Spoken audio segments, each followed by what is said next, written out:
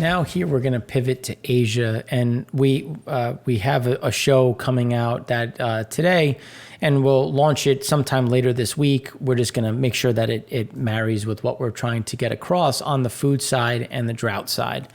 And I should say drought and monsoons. And I think this is a key piece when you look at some of the adjustments that have happened. And when you look at just the severity of China's drought, because it has a reverberating impact. And in the other show, we highlight just how much growing happens in that eastern part of the country that is sitting in moderate to severe and even in extreme droughts. Now, obviously, temperatures have hit insane levels, and because of just the sheer size of China, it affected more than 900 million people in at least 17 provinces from essentially up and down the country. But the bigger issue is the drought on the Yangtze River, which reached the lowest level since 1865. Now, Mother Nature has been so kind as to deliver some rain, some cooling to some of these areas. Now, that's great. It's pulled back some of the most extreme droughts. But remember, they're getting a drought during when they normally have their wet season. So they're not going to get much reprieve going forward, just given, again, I'm not making comments about what they're doing, what they're trying to do. That's just the nature of the monsoon season, wet season, dry season. They're now going from their wet season into their dry season at a very low rate. Remember, they were seeding clouds. They were doing things to try to create rain, and some of it very worked and some of it didn't. It's always a matter of, how much does the seeding actually work, and is it safe? It's always an unknown. Again, no opinion one way or the other. But there's some benefits as well when you look at the energy side. And because one of the things that we also highlighted in last week's Econ show, and then again in the food and security show, is the importance of water, not only from obviously a growing side, but also industrial, hydropower. So not only did you have a massive demand increase for power gen, but you also didn't have the power available. Now, previously, there was a lot of political issues that created last year's power shortfall. This was Mother Nature. So it's much harder to prepare for Mother Nature outside of adding capacity. But when you look at coal, how much coal do they have available? They still have their spat with Australia. So again, the coal availability is also an underlying problem, even though they have coal facilities operating at well over 100%. You're really coming in at 188 and greater percent year on year. So Sichuan's provincial grid operator announced the end of all power rationing measures, because after last week, at the end of last week that continued through this week, they went from an all-out rationing to then only 60% and 40% and 20% of rationing. So now they're back to the point where there's no rationing needed. Mid-August, Sichuan began restricting power consumption by industrial end users amid drought and heat wave-induced power shortages. Cities also cut power to malls, electric vehicle charging stations, and households. I won't touch the cut to electric vehicle charging stations because I think that is beaten to death on Twitter and elsewhere. But again, just giving you an idea of some of those issues that can come about. Cooler temperatures have lowered air conditioning usage, slashing peak power demand. Rainfall is replenishing some of the reservoirs that generate hydropower, responsible for over 80% of the province's power. So this is another issue in terms of, how much backup gen do they have? Because typically diesel is the backup generation for hydro. So how much diesel was consumed? Is this something that could be viably installed? And then that would be another uplift for that ultra low and very low sulfur diesel. But it just shows, again, those structural problems. So when you look at before, as a major electricity exporter, regulators long neglected the need for grid infrastructure to import power, so other provinces were unable to help out. So again, it's just, where is the interconnectivity in order to say, okay, well, and if you just think about New England ISO versus MISO versus others, outside of ERCOT, you can interconnect and buy power, and you can trade power And those are some of the things. So overdependence on hydropower has resulted in limited grid connection to Western Sichuan, home to the best wind and solar resources. So again, there's also that interconnectivity that needs to happen, and accelerating the power line construction as they continue. Policymakers have woken up to the dangers of that isolation, even though they've thought that to be a positive. And those are things that are going to continue. But as that gets better, what do we have now? Medium to high risk areas with more lockdowns. So China's health authorities have continued to lock down Chengdu, 21 million people city. It's a big, obviously, hub for electronics, auto component supply. So you're seeing more lockdowns come through. And here's just a summary. All 31 mainland provinces recorded at least one case over the past 10 days, reflecting the broadest exposure to the virus since records were first published in February of 21. Between August 22nd and August 28th, you had a new domestically transmitted infections down from, but you had some decline. Even cities with a handful of cases have imposed restrictions. And again, you're continuing to see that from Jilin all the way down to Heilongjiang, implemented citywide lockdowns, restricting residents to their homes. Again, you're seeing a lot of the different pieces. Sichuan suspended most subway services in 2 districts. Chengdu required residents to get tested every 48 hours to access most public venues. Over 2.5 years into the pandemic, foreign businesses are just fed up with the curves, as we've been talking about. And according to the recent U.S.-China Business Council survey, of its 117 member companies, 21 respondents are pessimistic or somewhat pessimistic about their 5-year business outlook in China. So again, this is aiding to reshoring, onshoring, and the movement out of China, and into some of the surrounding countries, i.e. Vietnam, as well as coming back into the U.S. and its surrounding nations. And this has, again, kept headwinds in terms of PMI. China Manufacturing PMI expected at 49.2, came in at 49.4. And new orders, small bounce, but still in contraction of 49.2. So when you look at the different pieces, this is, I think, the biggest problem when you're looking at manufacturing is still in contraction and new orders can't bounce. The next problem is, how can they get it to recover when you look at the yen? And the yen is now at a 20-year, at the lowest it's been since 1998 against the dollar. So when you look at PBOC, they've started to weaken the yuan, but now they're starting to, they're trying to weaken it. But how much lower can they go to bring it down? Because as the yen falls, their exports look more attractive than China's, just based on cost, and I should say price. So how does China compete when really exports are the last thing driving? And that's where we get a lot of those pressure points. New export orders, again, slight bounce, but still in contraction at 48.1. And you can see they've been in contraction since the beginning of 2021. And the weakening yen is not going to help their situation.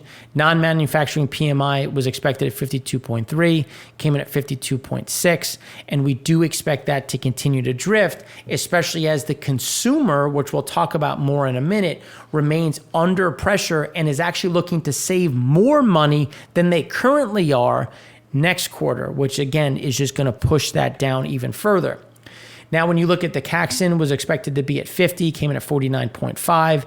New export orders came in at 48.6. So again, everything moving back into contraction, and the yuan and the situation there is not going to help. China residential floor space sold, real estate floor space sold continues to remain in the negative territory as credit impulses, again, kind of flatline, but it doesn't mean that they're turning back higher when we've talked about some of the different give and take between the state-owned entities that are driving that and the private side. So when you look at what isn't working, the China import volumes it's not causing anyone to go out and spend. because, again, the consumer is so saturated with debt, they're not the ones taking the new debt. The SOEs are, not even the private companies, which is why we're getting such of this lackluster exposure, even though they're trying to increase the amount of debt, credit impulses being moved through the system. And this is just looking at why. And I think this is the most important piece, because when you look at the China system-wide leverage, look at where the household is. So from 2008 to today, you've moved up almost 50%. Like, you're moving at such an egregious level that now when you aggregate everything all together, you're talking about a leverage to GDP ratio of almost 340%. That is not sustainable, and that's where, how are you going to get people to borrow more if they've already tapped out? And if you look at the household, it's just flatlined because they're like, look, we can't afford it. But this also relates to more problems going forward, which is the bond extensions are accumulating rapidly in the onshore market. And that's where everyone keeps saying, oh, but offshore is terrible, but onshore is fine. No, onshore is only getting worse. And the extensions continue. And now look at the extensions going into next year. So again, it continues to compound. And eventually you're going to have this, again, that blow up. Troubled developers maturing onshore bonds will surge in 1Q of 2023. Onshore bond repayments before and after extensions. And here, again, it's just, I can't stress enough that you can push, think of it like squeezing a balloon. You're squeezing one end to make it look better in 2021 and 2022, but you're just expanding the back end. So at some point, if you continue, you're just going to explode. It's going to pop, and the pain is going to be recognized. So here, when you look at China developers' dollar defaults surge in 2022, that's something that, again, we see continuing. But this is just looking on the offshore market, some onshore, but the onshore is going to get much worse and keep that pressure. State of play, domestic yuan bond issuance by Chinese real estate firms, again, continues to slow, continues to be under pressure. China's developers are still frozen out of global bond markets with good reason, as we've been highlighting, where we don't see them being the option. And then, when you look at turning more cautious, when you look at imports, and again, we've reiterated it so many times, when you look at dual circulation strategy, common prosperity, this is the amount of people, like, look at the people saving. People are looking to save more in the next quarter than they have, which means that spending is actually going to go down again versus where it already is, which is at a very, very reduced level. China's real estate continues to show vulnerabilities, and that's, again, not anything that we don't expect to see, as we expect more pain to come on the rental side. But that's also going to push down some of the demand when you look at copper, aluminum.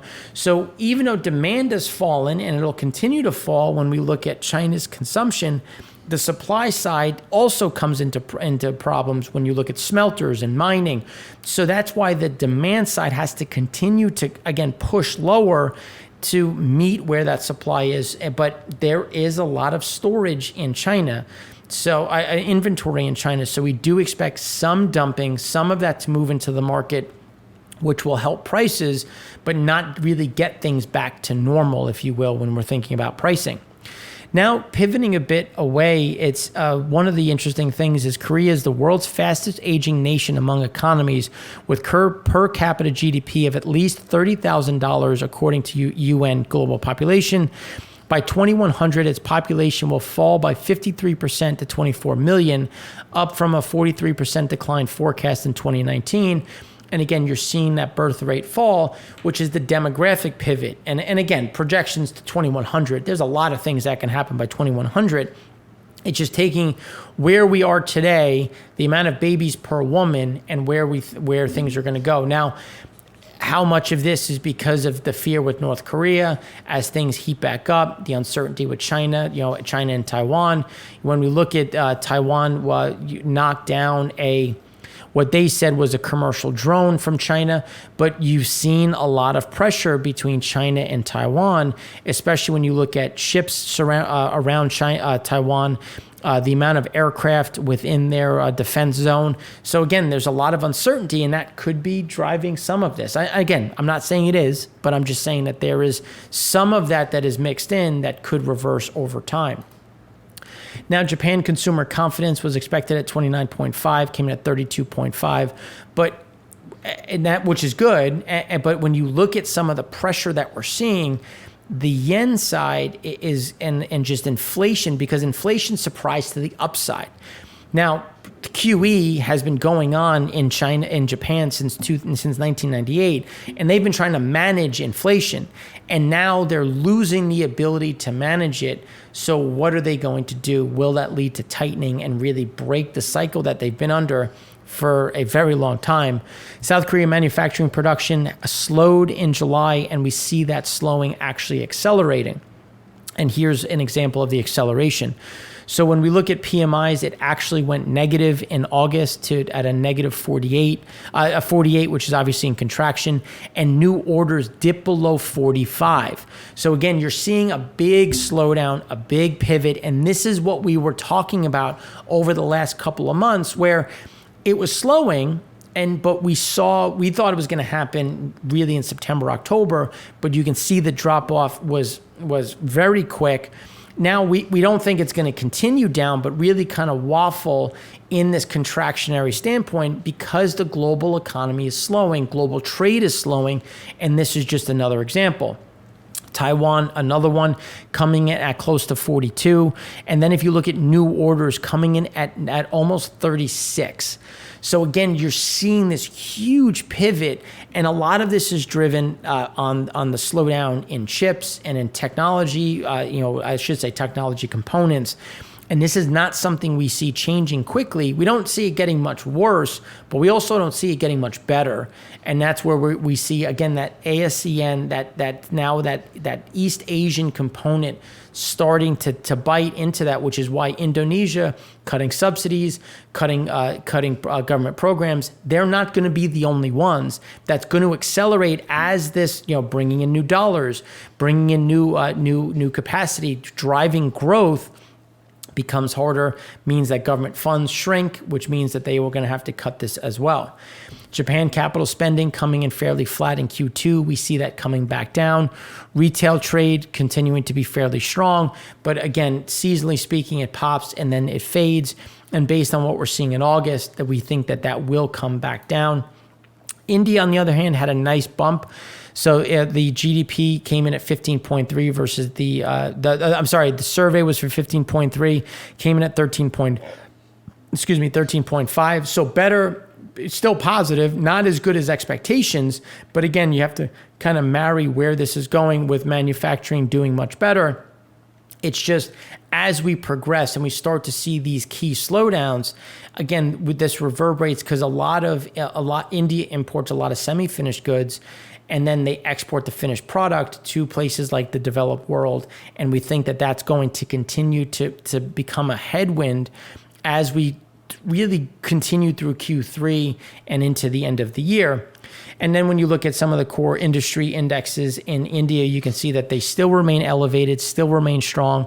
The question is, do you get a stronger pivot down more than seasonal? And right now, I'm going to say no in August, but it will accelerate in September and beyond as inflation continues to hit and the local consumer struggles. So again, those are some things that we have to look at where there is some concern, but still India put in good numbers, still strong. The question is, can they maintain it? So far, all indicators are yes, but it's something that we think has pressure as we come into the Q4 of this year. So that's what we have for you today. If you have any questions, you can find us in the comment section, obviously on Twitter, and we appreciate your support. Thanks again for watching. I'm Mark Rossano, founder and CEO of C6 Capital Holdings, coming to you from Pmi Vision Network.